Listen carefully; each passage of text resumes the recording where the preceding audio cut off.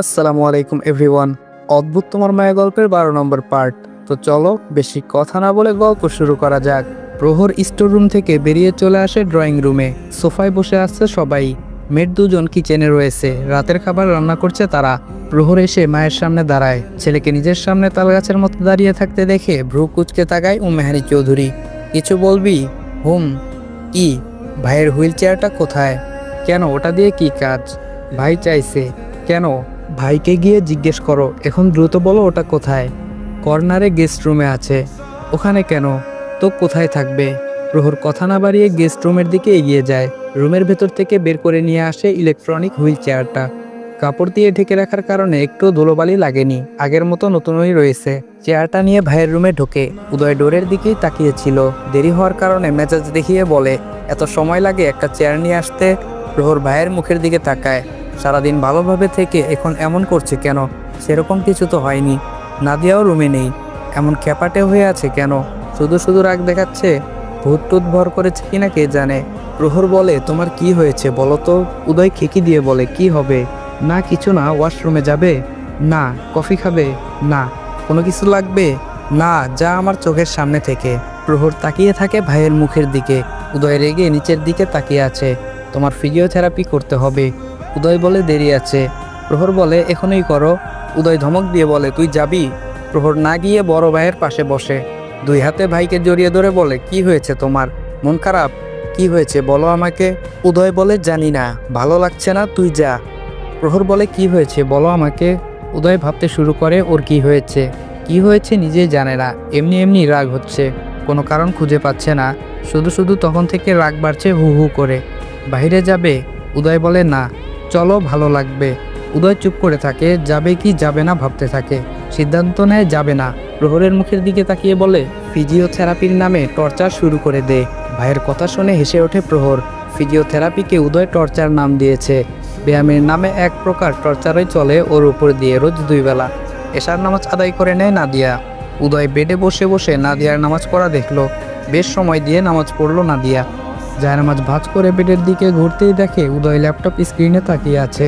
জায়নামাজ আলমারিতে তুলে রেখে উদয়ের কাছে এগিয়ে আসে। আস্তে ধীরে শান্ত স্বরে বলে, আপনার খাবার নিয়ে আসবো এখন। উদয় মুখ তুলে তাকায়, তুমি খেয়ে নিয়ে আসো। নাদিয়া রুম থেকে বেরিয়ে যায়। উদয় নাদিয়ার যাওয়া দেখে আবার ল্যাপটপের স্ক্রিনে তাকায়। ভালো লাগছে না, ল্যাপটপ বন্ধ করে রেখে দেয়। ফোন হাতে তুলে নিয়ে ফেসবুক লগ ইন করে অনেকগুলো দিন পর। নাদিয়া খাওয়া শেষ করে উদয়ের জন্য খাবার নিয়ে আসে। উদয় তখন ভিডিও কলে কার সাথে যেন কথা বলছে। নাদিয়ার দিকে তাকিয়ে আবার ফোনের স্ক্রিনে তাকায়। খাবারের ট্রে রেখে জগটা হাতে নিয়ে রুম থেকে বেরিয়ে যায় পানি আনার জন্য। একটু পরেই আবার ফিরে আসে। উদয়ের সামনে বসে মুখোমুখি হয়ে খাওয়াতে শুরু করে নাদিয়া। উদয়ও চুপচাপ খেতে খেতে নাদিয়াকে দেখতে থাকে। তবে নাদিয়ার খেয়াল নেই উদয় কোন দিকে তাকিয়ে আছে। নাদিয়া একবার প্লেটে আর একবার উদয়ের মুখের দিকে তাকাচ্ছে। চোখ তুলে উদয়ের চোখের দিকে তাকায় না। তাকালে দেখতে পেত একজন কত গভীরভাবে কাছ থেকে ওকে দেখে চলেছে। নাদিয়া হয়তো বুঝতে পারছে উদয় ওর দিকে তাকিয়ে আছে, তবে নাদিয়া কোনো প্রতিক্রিয়া দেখায় না। খাওয়া শেষ হয়। এটো প্লেট বাটি গুছিয়ে রাখে। উদয়ের মেডিসিনগুলো এগিয়ে দেয়। ডোর লক করে রেখে ডিভানের দিকে এগিয়ে যায়। ডিভান ঠিকঠাক করে ওয়াশরুমে যায়। ফ্রেশ হয়ে এসে ডিভানের উপর শুতে যাবে, তখন ভেসে আসে উদয়ের গলার স্বর। নাদিয়া ঘাড় ঘুরিয়ে উদয়ের দিকে তাকায়। উদয় আমতা আমতা করে বলে, কষ্ট করে ডিভানে শুতে হবে না, তুমি বেডেই শুতে পারো, আমার সমস্যা হবে না। নাদিয়া অবাক হয়ে তাকিয়ে থাকে উদয়ের মুখের দিকে। এই বদমেজাজি লোক নিজে থেকেই ওকে ডাকছে বেডে শোয়ার জন্য। শরীর ঠিক আছে তো? জ্বর হয়নি তো? নাকি জ্বরের ঘোরে এমন আবল তাবল বলছে? নাদিয়া ডিভানে বসে থাকে। যাবে কি যাবে না দোটানায় ভুগছে। উদয় তাকিয়ে আছে নাদিয়ার দিকে। ডিভান থেকে নামছে না দেখে ধমক দিয়ে বলে, ওখান থেকে আসতে বলছি না, কথা কানে যায় না তোমার? উদয়ের ধমক খেয়ে ডিভান থেকে নেমে দাঁড়ায় নাদিয়া। বালিশ নিয়ে আসো। নাদিয়া ডিভানের উপর থেকে বালিশটা হাতে নেয়, তারপর এগিয়ে যায় বেডের দিকে। উদয় বেডের এক পাশে বসে অন্য পাশ নাদিয়াকে দেখিয়ে বলে, তুমি ওই পাশে ঘুমাবে, মনের ভুলেও এই পাশে আসবে না। অর্ধেক তোমার অর্ধেক আমার। এখন যাও ওই পাশে শুয়ে পড়ো। নাদিয়া উদয়ের মুখের দিকে তাকিয়ে বেডে উঠে শুয়ে পড়ে কিনার ঘেঁষে। উদয় দাঁতে দাঁত চাপে, কটমট করে তাকিয়ে থাকে নাদিয়ার দিকে।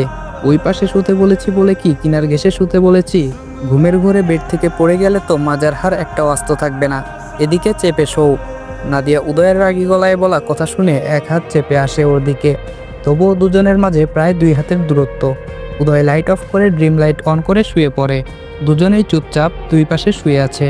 কারো মুখে শব্দ নেই, নিঃশ্বাসও যেন চলছে না কারো। এসির মৃদু শব্দ ছাড়া আর কোনো শব্দ নেই। অনেকটা সময় পেরিয়ে যায় কিন্তু দুজনের একজনেরও ঘুম আসে না। নাদিয়া ঘাড় ঘুরিয়ে উদয়ের দিকে তাকায়, দেখে উদয় আগে থেকেই ওর দিকে তাকিয়ে আছে। চমকে উঠে দ্রুত উল্টো পাশ ফিরে শুয়ে পড়ে। বুকের ভিতর কেমন শব্দ হচ্ছে, দ্রুত গতিতে হার্ট বিট করছে, নিঃশ্বাসের গতি বেড়ে গেছে। ওর জোরে জোরে শ্বাসের শব্দ 2 হাত দূর থেকেও উদয় শুনতে পাচ্ছে। নাদিয়া 2 হাত বুকে ভাঁজ করে চোখ বন্ধ করে শুয়ে রইল। আর ভুলেও উদয়ের দিকে তাকাবে না। এখনই তো শ্বাস আটকে মরতে বসেছিল, এভাবে তাকিয়ে আছে কেন ওর দিকে? নাদিয়ার অবস্থা দেখে প্রথমে ভ্রু কুঁচকে গেলেও পর মুহূর্তেই মুচকি হেসে ওঠে উদয়। তাকিয়ে আছে দেখে ভয় পেল নাকি? পেতেও পারে। ঘুম আসছিল না দেখে একটু পরপর ঘাড় ঘুরিয়ে নাদিয়াকে দেখছিল, আর অনেক কিছুই ভাবছিল। তারপর বারবার না তাকিয়ে একটানা তাকিয়েছিল, আর তখনই নাদিয়া ওর দিকে তাকিয়েছে। বেচারি ভয় পেয়েছে বোধ হয়। আহারে! নাদিয়া শোয়া থেকে উঠে বসে। বেড থেকে নামতেই উদয় বলে ওঠে, কোথায় যাচ্ছ? নাদিয়া উদয়ের দিকে না তাকিয়ে বলে, ডিভানের উপর থেকে চাদরটা নিয়ে আসি, ঠান্ডা ঠান্ডা লাগছে। উদয় বলে, বেডেই তো আছে একটা, ওটা নিয়ে আসতে হবে কেন? নাদিয়া মিনমিন করে বলে, এটা তো আপনার। উদয় বলে, আমার সব কিছুতেই তো ভাগ বসিয়েছ, আমার আমিটাতেও ভাগ বসিয়ে দিয়েছ, সেখানে এই সামান্য চাদরে ভাগ বসালে সমস্যা কি? নাদিয়া চোখ তুলে উদয়ের দিকে তাকায়। শুয়ে পড়ো। নাদিয়া চাদরের ভাঁজ খুলে গলা অবধি ঢেকে শুয়ে পড়ে। উদয় নাদিয়ার দিকে তাকিয়ে নিজেও উল্টো পাশ ফেরে ঘুমানোর জন্য। আগামীকাল অফিসে ইম্পর্টেন্ট মিটিং আছে, ওকে সশরীরে উপস্থিত থাকতে হবে অফিসে, তাই এখন ঘুমানো প্রয়োজন। রোজকার মতন রাত 2:30-3টার দিকে ঘুম ভেঙে যায় উদয়ের। মোড়ামুড়ি করে উঠে বসে, বড় লাইট অন করে, এগিয়ে যায় বেডসাইড টেবিলের দিকে। জগ থেকে গ্লাসে পানি ঢেলে কুলি করে পানি খায়। ডিভানের দিকে চোখ যেতেই দেখে নাদিয়া ডিভানের উপর নেই। ওয়াশরুমের দিকে তাকায়, ওয়াশরুমেও নেই। ডোরের দিকে তাকায়, ডোর ভেতর থেকে লক করা। হাওয়া হয়ে গেল নাকি? দ্রুত বেলকনির দিকে দেখার জন্য ঘাড় ঘোরাতেই চোখ পড়ে বেডে। বিভোর হয়ে ঘুমিয়ে আছে ওর পাশেই, চাদর দিয়ে গলা অবধি ঢেকে রাখা। চুলগুলো এলোমেলো হয়ে কপাল ঘাড়ে বালিশে ছড়িয়ে রয়েছে। এক দৃষ্টিতে তাকিয়ে থাকে ঘুমন্ত নাদিয়ার মুখের দিকে। ঘুমের ঘোরে নাদিয়া নড়ে চড়ে উঠলে উদয়ের ঘোর কেটে যায়। চোখ সরিয়ে নিয়ে অন্যদিকে তাকায়। এই মেয়ের মুখের দিকে তাকালেই কেমন জানি হারিয়ে যায়, ঘোরের মধ্যে চলে যায়, নিজের মাঝে আর থাকে না। নাদিয়া তো আহামরি সুন্দরী না, তারপরে ওর দিকে চোখ আটকে যায় কেন? উত্তর নেই উদয়ের কাছে। উত্তর খুঁজেও পাচ্ছে না সারাদিন ধরে। অনেক খোঁজার চেষ্টা করেছে, পায়নি, হয়তো পাবেও না কখনো। লাইটটা অফ করে শুয়ে পড়ে। ঠান্ডা লাগছে ওরও, এসির তাপমাত্রা বাড়িয়ে দেয়। তারপর চাদর টেনে নিজের বুক অবধি ঢেকে নেয়। শোয়ার পর থেকে বাম কাত ফিরেছিল, তাই এখন চিত হয়ে শোয়। উদয়ের নড়াচড়ায় নাদিয়া নড়ে চড়ে ওঠে আবার। উদয় ঘাড় ঘুরিয়ে নাদিয়ার দিকে তাকায়, তারপর আবার সোজা হয়ে সিলিংয়ের দিকে তাকায়। ঘুম ছুটে পালিয়েছে ওর চোখ থেকে। এখন আর ঘুম আসছে না। ছটফট করতে করতে ফোনটা হাতে তুলে নেয়। কত শত রাত না ঘুমিয়ে কাটিয়েছে হিসাব নেই। আজকেও বাকি রাতটুকু জেগেই কাটাতে হবে এখন। ফজরের আজানের সুমিষ্ট ধ্বনিতে মুখরিত চারপাশ। বরাবরের মতো নাদিয়ার ঘুম ভেঙে যায়। শুয়ে থেকে মোড়ামুড়ি করে উঠে বসে। উদয়ের দিকে চোখ যেতেই দেখে ফোন দেখছে। উদয় নিজেও নাদিয়ার দিকে তাকায়, তারপর আবার ফোনের স্ক্রিনে দৃষ্টি স্থির করে। নাদিয়া বেড থেকে নেমে ওড়না গায়ে জড়িয়ে ওয়াশরুমে চলে যায়। ফ্রেশ হয়ে উজু করে আসে নামাজ আদায় করার জন্য।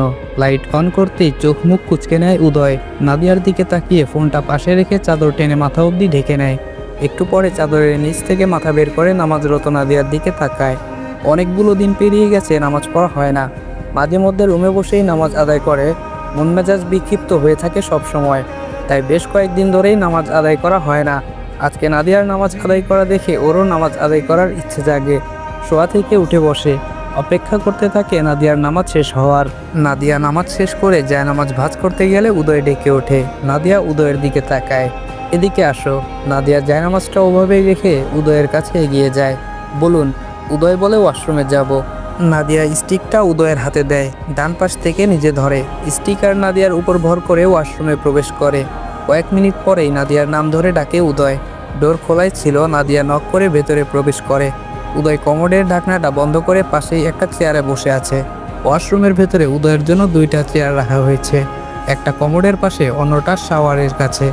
উদয়কে ধরে অন্য চেয়ারে বসতে সাহায্য করে নাদিয়া। তারপর ব্রাশে পেস্ট লাগিয়ে ওর হাতে দেয়। দাঁত ব্রাশ করে উজু করে নেয়। ঠিকঠাকভাবে করতে পারে না, নাদিয়া সাহায্য করে। ধরে রুমে নিয়ে আসে। উদয় ডিভানের উপর বসে, জায়নামাজটা ঠিক করে দাও, নামাজ পড়ব। নাদিয়া চুপচাপ তাই করে।